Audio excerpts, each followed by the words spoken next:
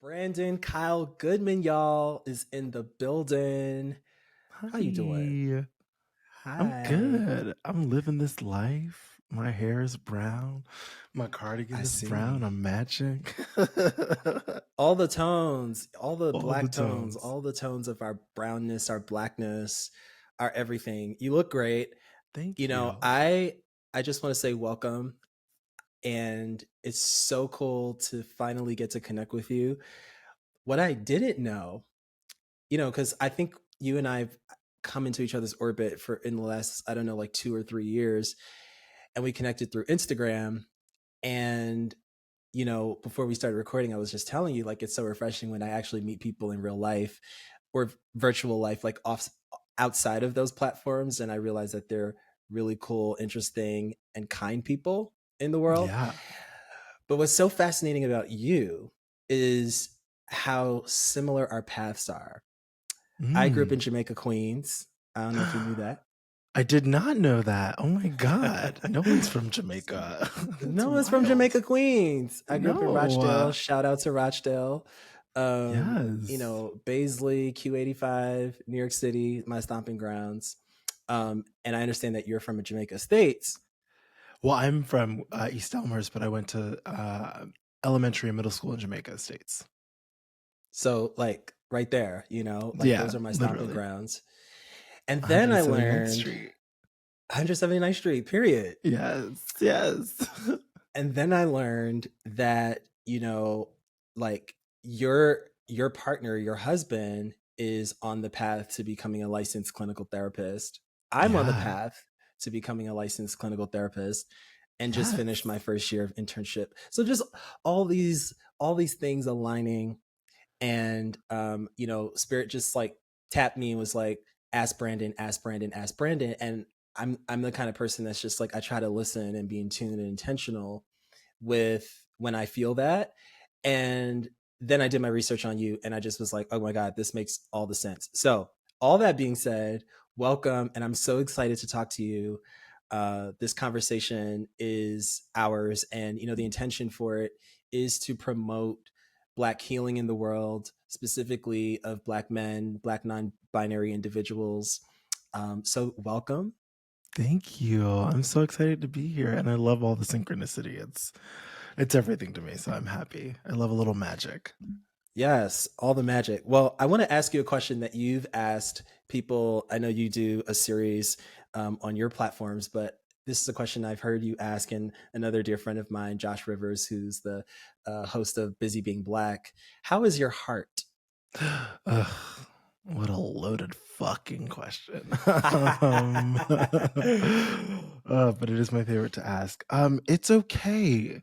There's a lot going on, obviously, in the world, specifically here in LA and New York. We're dealing with the writers' strike, the TV writers' strike. So that's also coming up. My birthday's on Saturday. Mother's No Day just way. passed. It was also my grandmother's birthday.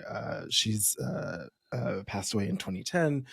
So it's just been a lot of different emotions rising to the surface. And I had therapy this morning, so I'm a little extra open.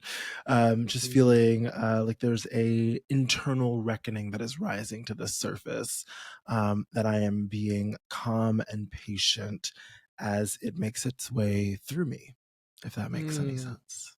that does make sense. And I want to sort of get into some of what you've said. And I'm grateful that you had therapy this morning, because this is an open space and a safe and brave Yes. space. And I want to just briefly talk about, because I will refer to you as they throughout our conversation. And Thank one you. of the things that absolutely one of the things that I'm committed to, that this platform is committed to, is recognizing the nuance, the complexity, the diversity of our unique and shared identities. And so I Hmm. just want to, before we sort of move into the conversation, for us to just lay a framework around non binary identity, and particularly that of a Black person, or a Black male, and how you internalize and express that identity. Yeah, and I always preface this that like everybody's relationship to their gender identity is going to be different. And so there's not one kind of correct version. And that it's always evolving. We're always getting new language and new information. As you've seen, our LGBTQIA plus acronym has continued to expand, which is so beautiful, but it's because we're getting more language. So my relationship to my non-binary identity, I think most people's intro into non-binary is pronouns, right? And so my pronouns Right. are he, him, his, and they, them, theirs. And I often say that my he, him pronouns are for the world, and my they, them pronouns are really for me. And I like when people use it, but I don't. For me, where I am in my life, I say that like my blackness and my gayness cause much more of an upset than my gender identity. A lot of that is because I don't present in the quote unquote non-masculine way or whatever it is. Like I present quote unquote like what we understand men to present as. So in that, I don't really have a lot of conflict with my gender as say some of my siblings who are more gender nonconforming or who prefer to wear more makeup or to wear more feminine clothes. They might have a little more conflict in their day to day than I do. So that's why I'm like, I don't really stress about the pronouns of it. It's mostly for me and my liberation and my freedom. If you're kind of new to non-binary, right, it's just basically saying that I don't identify as man or woman. I'm not on the binary of gender. Gender being this thing that is a social construct, whereas your sex, which usually gets conflated with, is literally about your genitals. So you were born with a penis, you're a male, and then oftentimes you get slapped with the gender that is man, or you're born with a vagina, and then you were slapped with the gender assignment that is a woman. And what we're saying is those of us who are trans or non-binary is that our sex has nothing to do with our gender identity or expression. And we are fighting to be allowed to express our gender and identify how we see fit. It's a very spiritual thing, I think, in many ways. Um, and not that you asked this piece, but I think a lot of the upset that trans folks and non-binary folks and gender non-conforming people are experiencing doesn't excuse the behavior, but is because it triggers people watching other people be so liberated and so free and kind of say, Mm. fuck your norms. I'm going to live how I see fit. And other people go, but I didn't get to do that. So you shouldn't get to do that. And this is crazy. You should go to that bathroom, wear that outfit. You're like blue, you like pink. And this need to control comes up because you watch people being just so unapologetically and unabashedly free. And so I often say, when you're freaking out about pronouns or whatever, actually investigate yourself and not that person who's asked you to use they, them, or she, or he, or whatever it is. Investigate yourself and what's coming up for you and what shackles are you currently wearing, if that makes sense. Ooh, let's so much you've said. It's getting hot in here, It's so getting take off hot, all honey. I your just cut it clothes. off, baby. In your book, we're going to talk about the book. You got to be you, how to embrace this messy life and step into who you really are. You talk Hmm. about a confrontation or an experience that you have with someone who was a new friend, and I think you gave them a pseudo name. And when Yeah. you told them, your pronouns, they sort of said, "You're a black man," and their Yes. response to you sort of it created some questions for you. It brought some questions up, right? Like, where are they coming from with this? Why are they reminding me? Are they empowering me, or are they telling me that my choice of using these particular pronouns um, are somehow informed by a system? Or there were just a lot of questions that were Yeah. brought up for you, and you write about that experience. And the question that I have, and also the grief I hold, is for folks who express outside of the binaries, right? Or the male, the female. It's not about sex assigned at birth, right? It's about your unique internalized feeling of who you are, right? And when you Yeah. step out into a world of binaries, how you deal with that, how you handle that, and the impact it has on your mental health. So could you just walk us through, not specifically that moment, but just so how you day to day care for yourself in a world of binaries, being free, being this free version of Brandon. Yeah. You know what? It's an ever changing, shifting transformation. And that story that I tell where I was at dinner and this new friend was like, "But you're a man." When he saw my pronoun necklace, it said they, and it's like, "But you're a man. You know, you're a man." And it was still so new to me. It was like maybe a year old since like, I started identifying as non-binary, and I didn't feel the strength to push back quite yet because I'm still learning about it and unpacking it. And I know a lot of people when they come out, especially people who are coming out as bisexual or pansexual, where there are multiple truths that are existing, feel a fear of owning it, like they're co-opting something because they're not presenting the way that society says a non-binary person or a trans person or a bisexual or a pansexual person should present. And then you feel like skittish around it. So this was that moment for me where I was like, I guess I'm not androgynous enough to like really own this or whatever. And so for me, it's been one, reminding myself, who would I be if society never got its hands on me? That this is my path right now, that I am unpacking this, and that's going to be my lifelong journey. Who would I be if society never got its hands on me? So, of course, society is going to have opinions on what I should be. But the whole Mm, thing is, I'm trying to shake that off and define it for myself. And so yes. that's going to create conflict at times, and I have to be comfortable with being uncomfortable in those moments, and also remind myself that I'm not wrong, right? That like that no one gets to tell me who I am. I get to decide who that is, and I'm going to inform you, and you can choose to respect it or not. If you don't, then you'll never see me again, baby. But like it's up to me to define that. So it's a daily practice, and some days I'm better at it, and some days I really get in my feelings and I get really scared and I shrink, and trying to give myself grace when both of those things happen, especially when you're feeling afraid. I often say when I talk to queer youth, it may not be safe for you to present the way that you want to present. And so you're not less gay or less queer or less non binary because you're not able to present the way you want to present. Because right now it may not be safe to. I think whatever choice you make in how you present, be intentional with it. So I know Mm, that like maybe today I'm coming out in my basketball tank and shorts because I'm going into a particular area where like a heels is just not going to keep me safe, right? But I'm right. going to do that intentionally as opposed to feeling like, well, basketball shorts are better than my heels.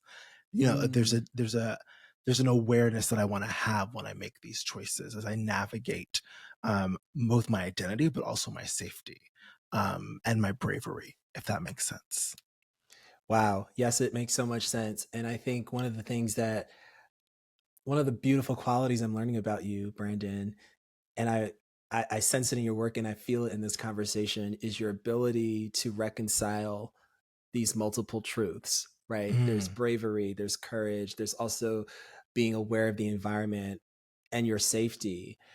And I think in early Laz experience, like my early life of becoming who I am and learning who I am, I think there was such a resentment at these mm, systems that told me who I was, that I didn't care about safety. I just cared mm. about proving people wrong, right? And I just Yeah. cared more about being this liberated self.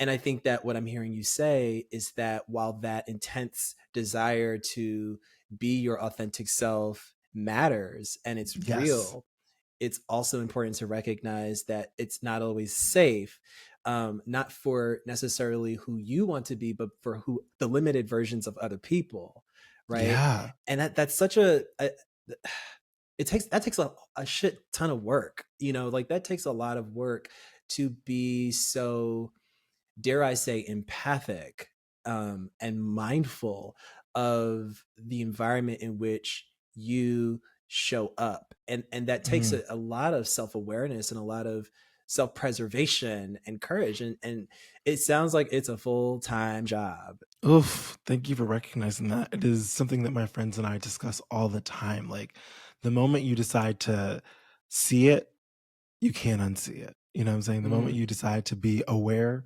it's really hard to be unaware. And this work of healing, right? I always say there's a difference between resilience and healing. Resilience is a fine band aid, but your wounds will continue to reopen if you do not heal it. But when you're Wow. on the path to heal whatever it is that you're healing, it requires such intentional work and consciousness. It requires being uncomfortable. It requires failure. It requires bravery. It requires interrupting patterns, which, but like, you have to be aware of the patterns. And so there is a lot of, it feels surgical, there's a lot of surgery happening, in terms of navigating one's liberation and freedom. Because on one hand, I hear you, it's like, fuck y'all, I'm gonna do what the fuck I want. On the other hand, I want you to be here for years and years and years and decades. And if you're in a small town in middle America where like it's just dangerous for you, then I'm not going to tell you that you're less queer because you decided to present as your gender or present as your sex. I'm gonna understand that you have to make certain choices so that you can actually get to experience the full freedom that you deserve. Mm, And that's okay too. And also, it's okay if you want to say fuck y'all, I'm gonna do whatever. But I always say too, like, in the fuck y'all, I'm gonna do what I want, make sure that like it always comes back to you. You know what I'm saying? Like, because mm, they're actually yeah. irrelevant. So I don't have anything to prove to you. I'm not wearing these heels for you. I'm wearing these heels because it brings me joy. You know what I'm saying? Like, Mm, like I'm wearing this, or presenting as this, or doing this because it brings me joy and pleasure and makes me feel whole and happy. If that's where it's coming from, great. And the fuck you is a bonus. But if you're just doing it because it's like, well, fuck you, I'm gonna make a stand. Okay, that's great. I get that. But like, they're irrelevant. yeah. This is your life. What do you want to do Mm, with this life? That's mm. what it always has to, I think, begin and end with.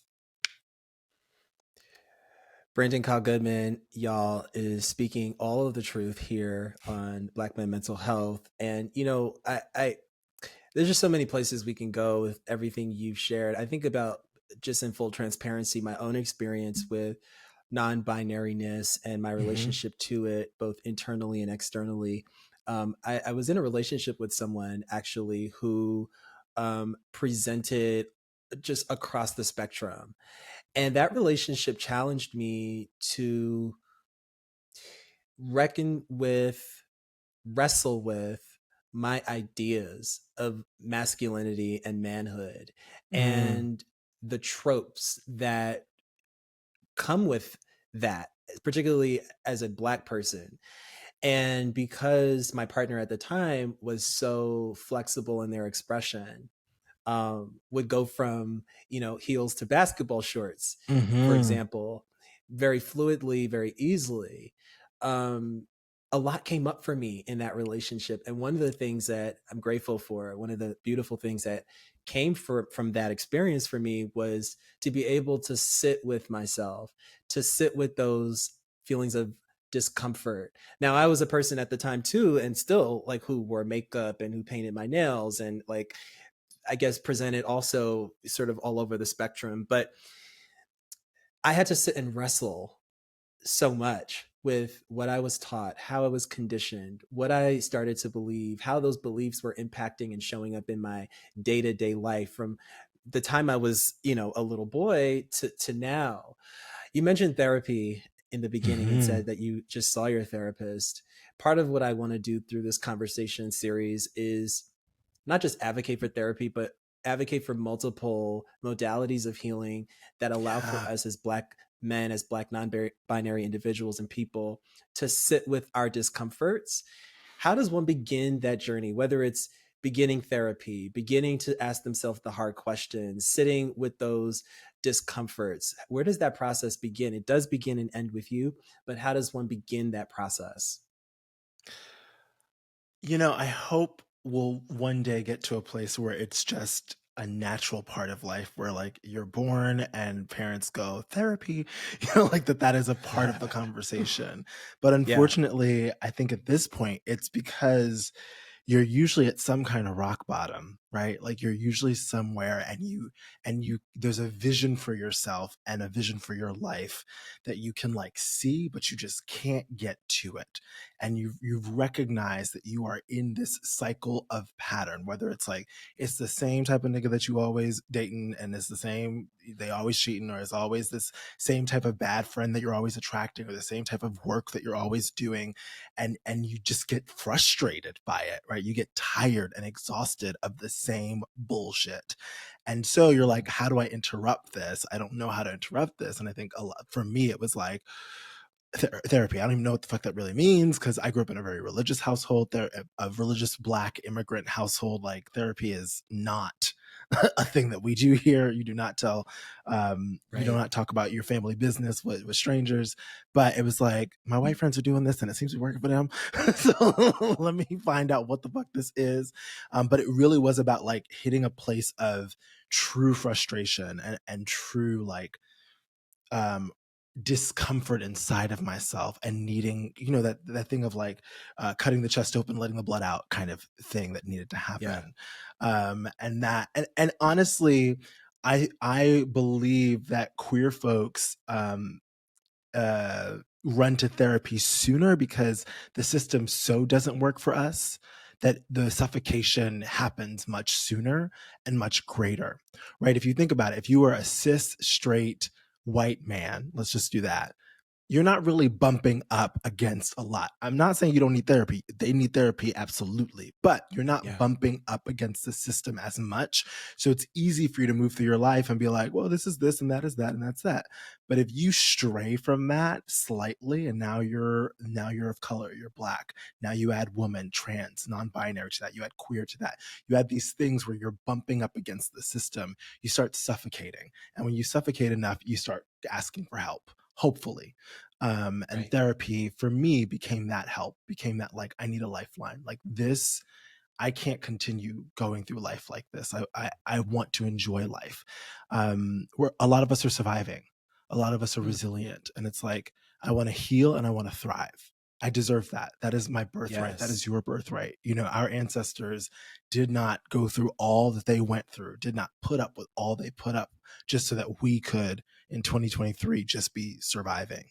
Absolutely not. Mm. Like all the sacrifices, all the blood spilled, all the tears and the sweat, the putting babies on our backs, the, you know, like all the sacrifices, literal life sacrifices that our ancestors and elders made, was not for me to like hide and shrink and go into myself in a way that doesn't allow me to live.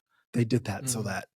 so that they could live and so that we could live. And I say this like, I want to live as free as I can now, because I'm going to be somebody's ancestor. And I want them to expand the definition of free beyond anything I could ever imagine. And the only way they can do that is if I'm willing to also be brave right now and fight for my freedom, so that they can redefine what that looks like. Like, you know, if we were had that technology to look down and be like, oh my God, I didn't even think about that.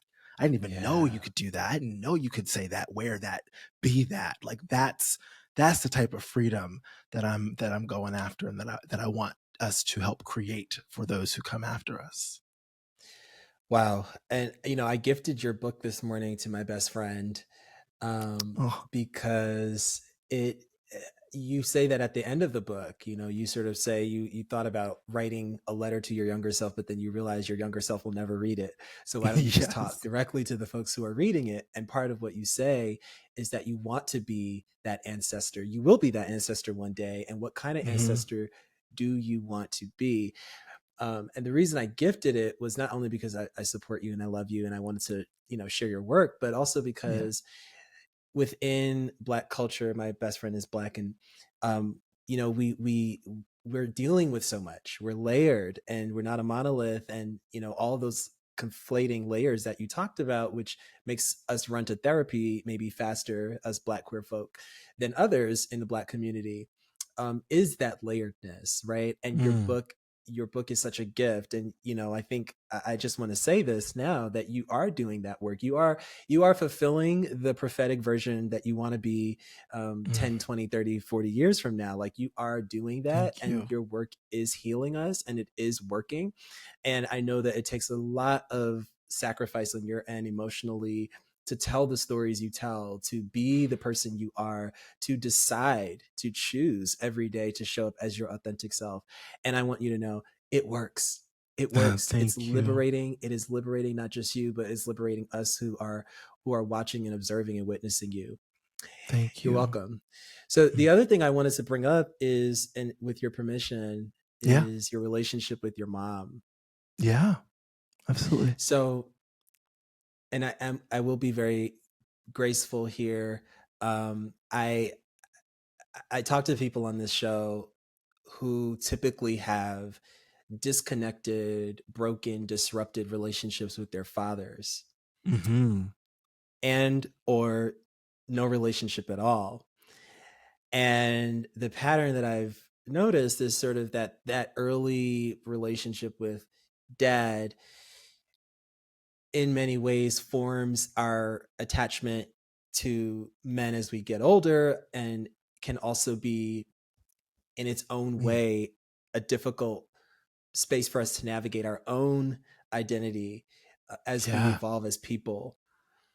And in your situation, in your life, in your experience, it sounds like your mom was someone who you ran to, loved, nurtured you, supported you, and then things changed, right? Things Hmm. changed, and that relationship was broken.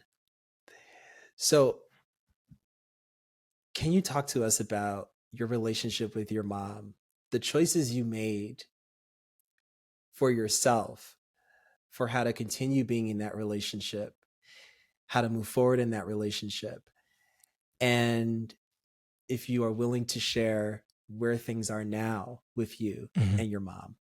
Yeah.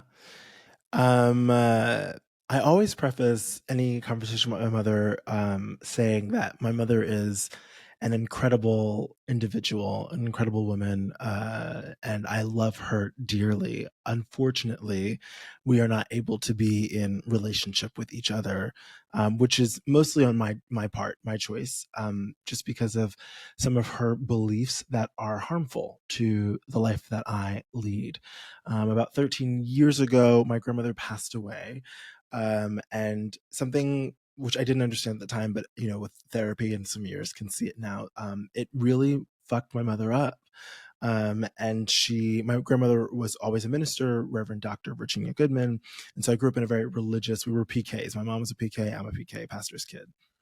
Um, but my mother in her life, when I was growing up, had left the church and went and explored different religions, different spiritualities. We were Buddhist. We were doing metaphysical teachings. There was something close to Hotep at one point. Like we went. She was always searching, and I'm really grateful for that because it exposed me to other ways of grounding myself, other ways of spirituality that go beyond just the traditional Jesus and the Holy Ghost. But when my grandmother passed away, my mother like ran back to religion, and I talk about this in the book, which is religion. Say what we will about it, whether we believe in it, whether we don't like it, whether it's great or not. What it does do is it provides an explanation for death. And that Mm. death is something that we do not talk about. Our culture does not discuss it. We don't touch it. We don't know how to handle it. Like it's just a thing that we hands off. But religion gives us some fucking explanation, true or not, real or not, it just does. And so there's comfort in that. And I think my mother needed that comfort to a very intense degree, to which she redevoted her life to Jesus, became a born again Christian, and if you know anything about Christianity, they don't like homosexuals. If I've especially if they're heard. born again, like they're really not about the queerness at all. And so there was a lot of wanting to save my soul that happened, and a lot of just like random drive-bys and scriptures, and like when I say drive-bys, like coming by the apartment and like being like, the God Lord said da da da, and God told me to tell you that this is a sin, and all this stuff. And Wow. I was really working hard to be like, well, let's separate church and state. Okay. So like we're going to disagree on this, but we can talk about other things, right? And that line kept being disrespected because if you also know anything about Caribbean culture, you are a child until you are in the grave, baby. Like the parent child dynamic never shifts. You are always Mm. a child, and so like there's this control that I think my mother feels entitled to. Where maybe she wouldn't say these things to other people because I am her child. She feels that it is her place to say these things to me.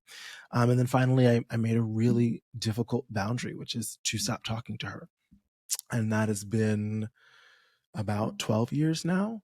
And there's been communication in that time.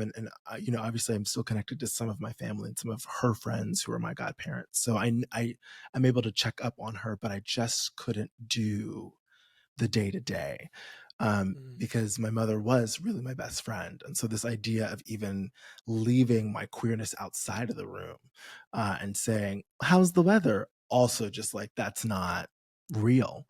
Um, and what kind of came to me was like, if this was anybody else, if anybody else said, hey, Brandon, I love you, I just don't like that you're gay, I'd be like, well, we can't be friends, baby. Like, I'm so sorry. Hey, Brandon, I love you, Mhm. but you're black, and black people are like, well, we can't be friends. Like, this is a part of who I am.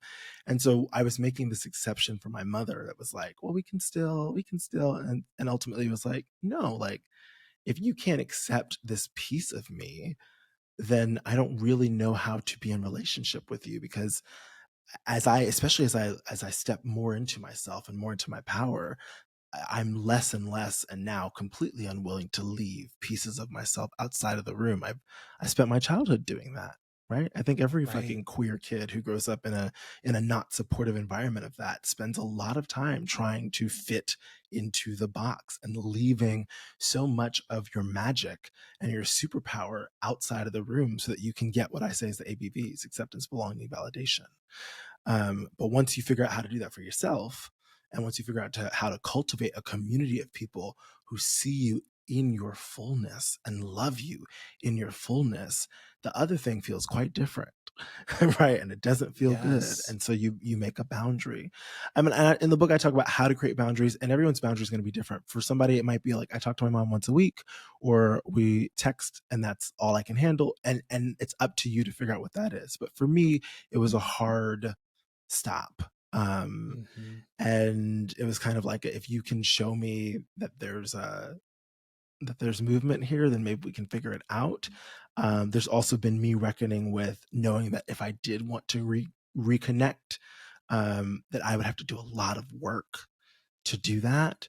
And selfishly, which I'm able to say, and I'm sure as I do more work, it will hopefully pass. It's like, I don't want to do that work. You're my mom, and I don't want to have to teach you how to love me. And so that's where I'm at right now. Like, maybe in 5 years I'll feel different. Maybe after kids I'll feel different because I'll want them to have their grandmother or whatever. But right now, I selfishly am like, I don't want to do this work. I don't want to teach you how to accept my queerness. You do that work and then come to the table. I'm here. I'm ready for you. So Right. to answer your final question, no, we don't have a relationship right now. Um, I'm still hopeful. Like, I haven't like been like, oh my god, I'll never talk to you again. Like, I'm still very hopeful that like life shit happens, and things shift in the same way that she shifted after my grandmother's death. Another thing could happen, and I could shift, or she could shift, and we could find our way back to each other. So I hold out hope and faith for that, but I also don't let it stop me living. I don't let it Mm. stop me from thriving and existing and building a really full life. And that's what I want anyone to take away. Like, your family, your blood family, love them. Like, it's beautiful. But like, if they are not the people that you need to help you thrive and heal and move forward, it is okay to not go home for Thanksgiving. You know what I'm saying? It is okay Yes. to make a hard Yes. line in the sand and say, this is unacceptable and I won't be participating in this. I won't put myself, I always say it's like putting yourself in the lion's den knowing you're about to be eaten. Like, why would I continue to do that? Why would I continue to Right. jump in front of a bullet that I know she's going to shoot? You know what I'm saying? So, like, at a certain point, you get to Mhm. be like, you know what? I'm gonna go over here. You go over here. I love you. I can do it with Mhm. love. I can do it with honor Mhm. and respect. You'll never hear me talking shit about my mom ever. Like, it's with love, it's with respect, but it's also with clarity.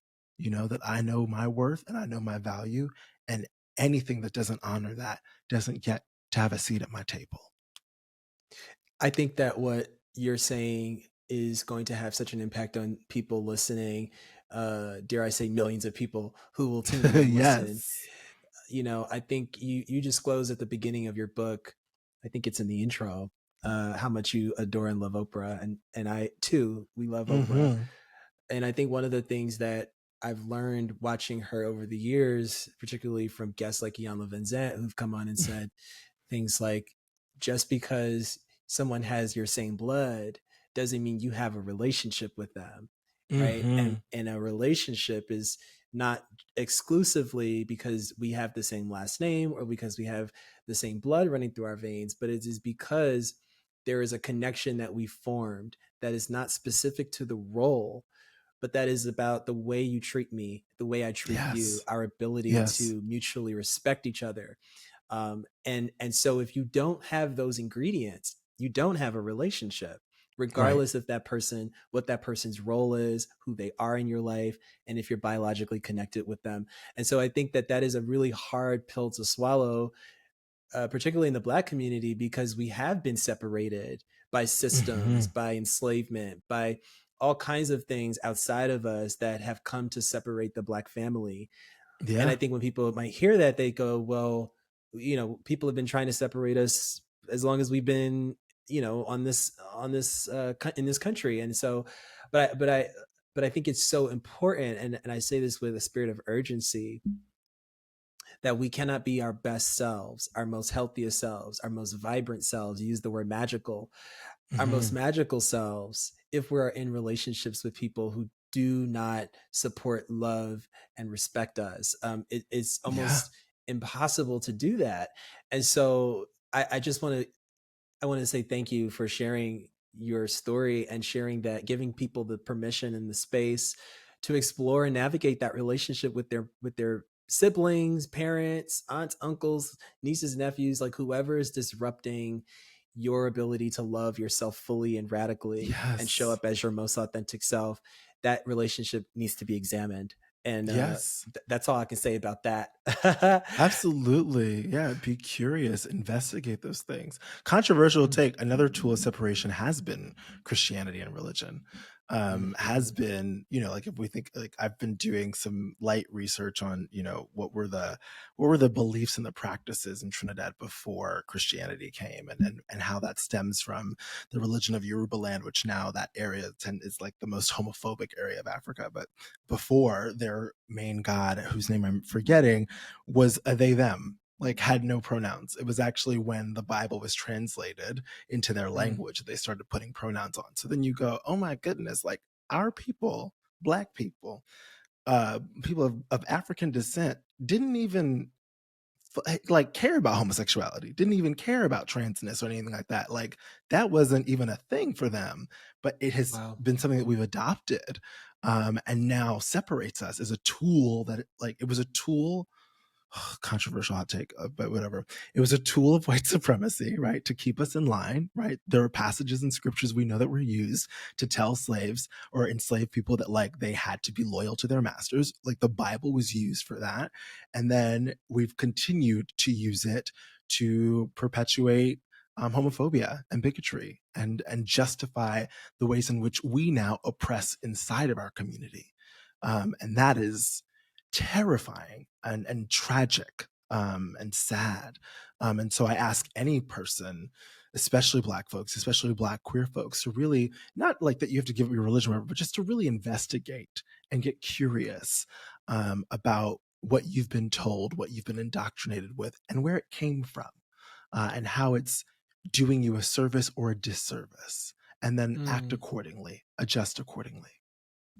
You know, you write this quote by Walt Whitman in your book. It says, "Re-examine all you have been told in school or church or in any book, and dismiss whatever insults your own soul." Wow, Ugh, ugh.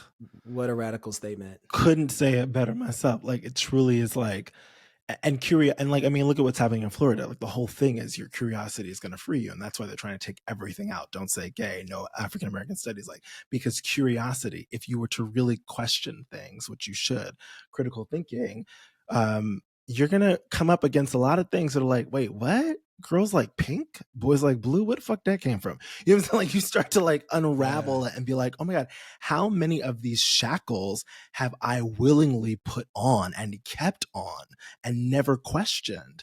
And how Mm, many of these belong to me? Like how much of this are my beliefs, and how much of this are beliefs that I were taught in some ways to keep me safe, right?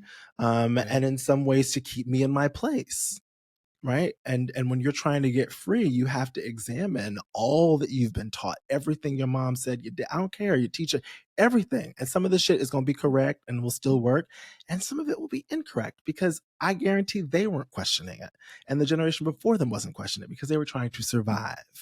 And that's the difference between Mm. survival and thrival. We're gonna make that word of thrival, Ooh, right? I love that. Adding now to dictionary, thrival. Thrival, honey. Noted. You know, thriving comes from being curious and being awake and being aware, and then making your decisions intentionally and defining yourself intentionally, as opposed to going along what everyone else said was what we're supposed to do. Because well, mom did it and dad did it and grandma did it, so like I'm gonna do it. Mhm, No, mhm. baby. Like, what are you gonna do with your life? Yes. And I just want to underscore something you said earlier when we were talking about your mom and how it connects to what you're talking about now. And that's this unnecessary burdening that is put upon the very people who are oppressed to communicate to the people who are oppressing them, um, why their tools of oppression are harmful, and Hmm. that's not the job of the person being oppressed to ask of the person who is oppressing, right? I.e., your mother, you explaining to your mom, you know, why you are who you are, and trying to do the work for her.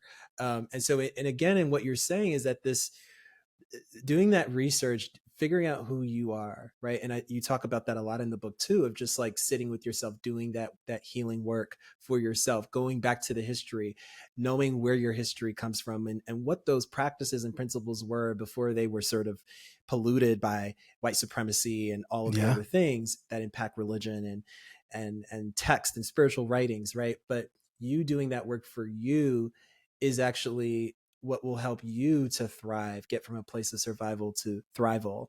Yeah. But it is not your job, right? It's not the person's. Just want to be clear. We're not saying to you that it's your job to now go and teach those very people No. who have also been oppressing you, right? No.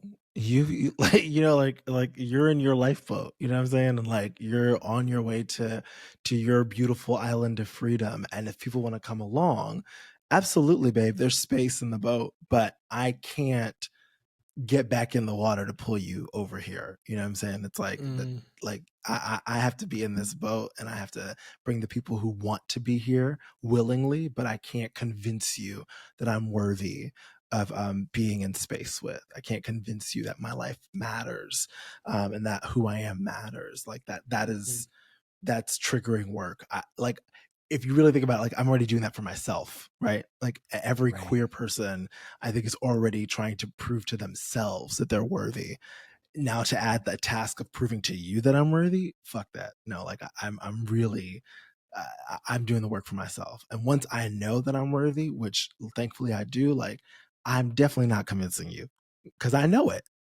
If you don't Mm, know it, then you miss out, baby. But like, I know who I am. I know my worth. I know my value. I know I'm enough.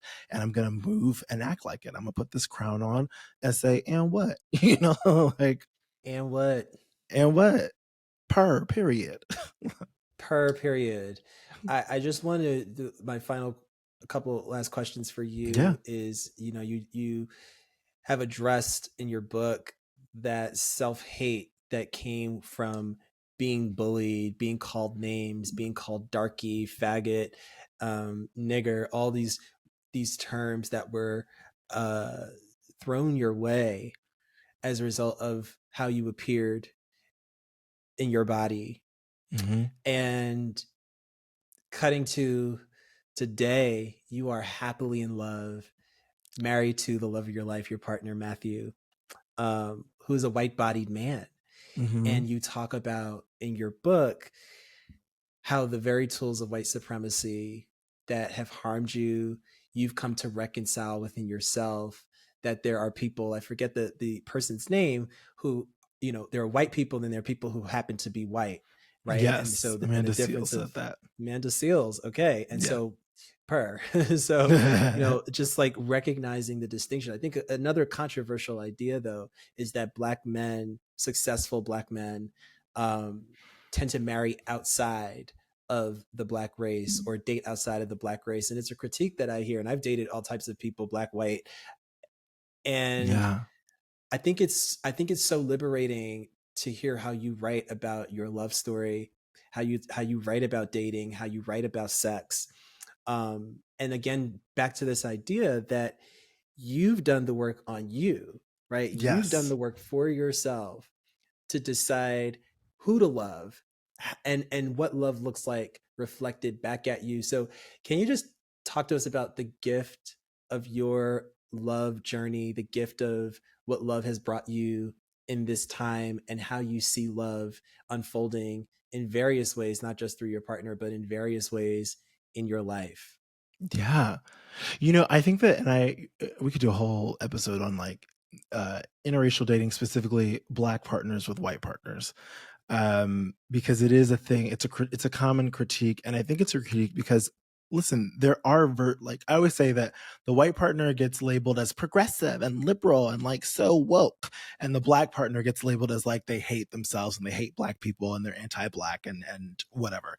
And I have a couple friends who are black with white partners, and we always like are like, what the like, you haven't met people who love blackness more than us, right? But the reality Right, is there are some black folk who don't like themselves and who have white partners who don't quote unquote see race. And so I get that, but like um that example gets mapped onto all of us, and it's like right, that's not the case for everybody. Sometimes two souls meet and they really don't, it doesn't matter what our backgrounds are, they just kind of meet. At the same time, I do want to hold space for um and it's something I'm reckoning with, which is like, as what are the wounds as black in black male bodies, or black men, or black non-binary folks who are male presenting, like what are the wounds that we have with black men, right? My wound with black men, my father wasn't around. That was a wound that I had since I was a baby, right? And so I can't deny that in some of my dating history and some of even my friendship history, that black men have always been a point of contention. No longer, but that was something I had to work through. And so I mm, understand why some gay black men date outside of their race, because black men historically haven't been a safe space for them, right? And we mm, have to be willing, if we're going to critique, we have to put all the facts on the table, right? That like period. a lot of times the first bully that you had was your father, or was your brother, or was that neighborhood kid. And so black men from your childhood became a source of fear. And of course that just translates, if you haven't healed it, if you haven't unpacked it, which most of us don't consciously, then that impacts who you become friends with and what neighborhoods you hang out in, and who you date, because you're really underneath it all searching for safety.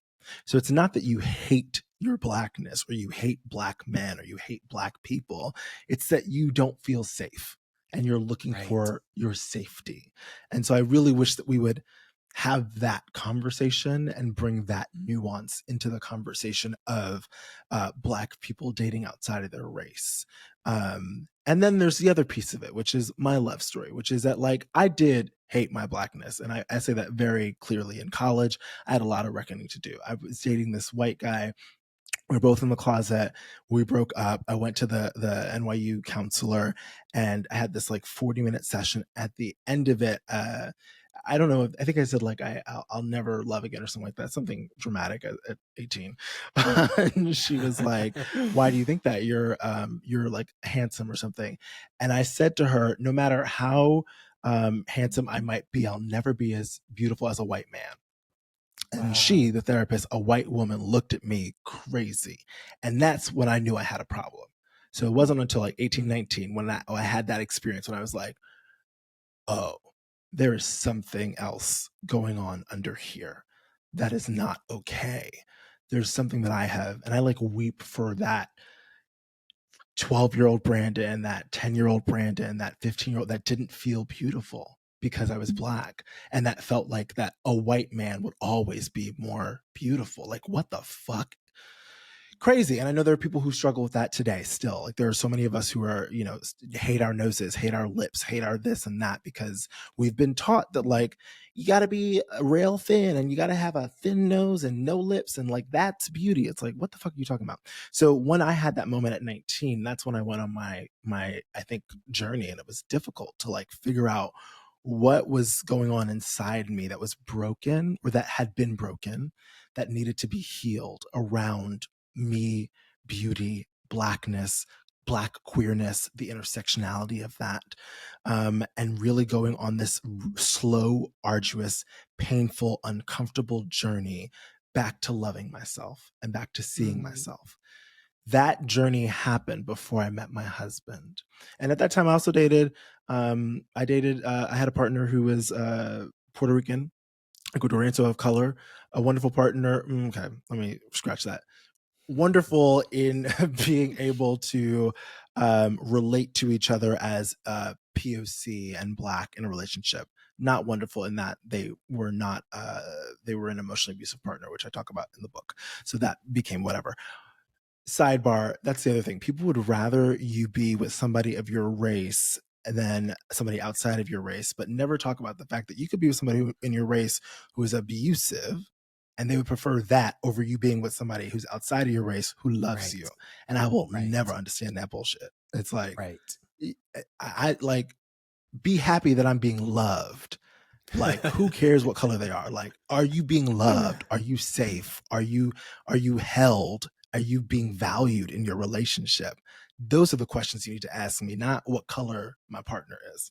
But I did that work on healing, and then I met Matthew.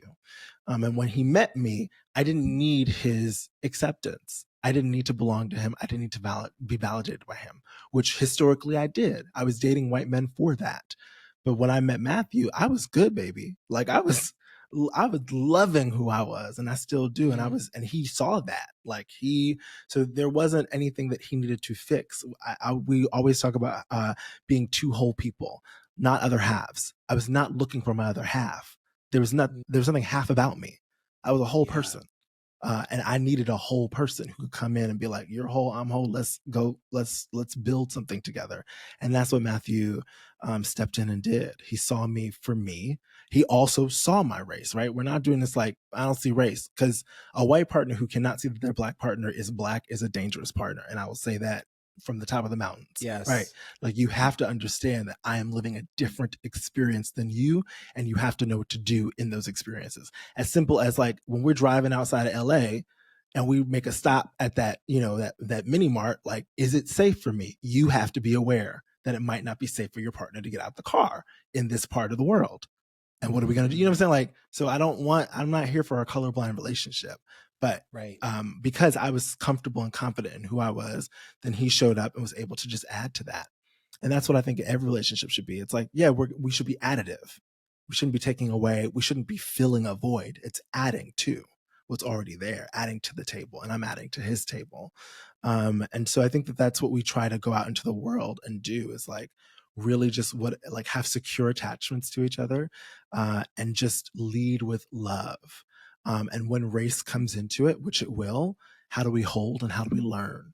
I also have said, Matthew has had a particular work to do, because he has a partner that is not only aware of his Blackness, but very vocal about it and very Mhm. publicly vocal about it. So like, it's not when you do something off as a white person, if you're with a white partner, like you can learn in your bubble and then go out in the world. If he Yeah. fucks up as a white person, it's immediate impact, right? And I'm gonna Mm. let you know what that impact is immediately. So he's had to like work double time to like really learn how to show up, not just for me but for Black people. How does he be a person who is white and not a white person, right? How does he use his privilege with intention, and understand his privilege with intention? And because he's doing that work, he's been a safe partner for me to still be with and to still love. The moment if he wasn't doing that, then like there would be no love story. You know, it'd be like, Yeah. well, babe, this isn't a safe space, and I can't do that. Mm. Mm. I said a I lot of want to. things, but they were You important things. did, you did, but here's what stands out to me is that when you do the healing work on yourself, when you do the work of learning and discerning what love is and what love is Hmm. not, you will not any longer just accept anything that is offered to you or anything that is convenient or anything that is just presented to you, but that you will be in such a place that when you see love reflected back at you, regardless of what the body of the person is that's reflecting that love, you will be able to recognize that that is healthy, that is for Yes. you, that is safe. Yes. But it's because you've done that work. It's because you've It done that starts with work on you. you. It You starts with teach people how to you. love you. You teach people how That's to right. love you.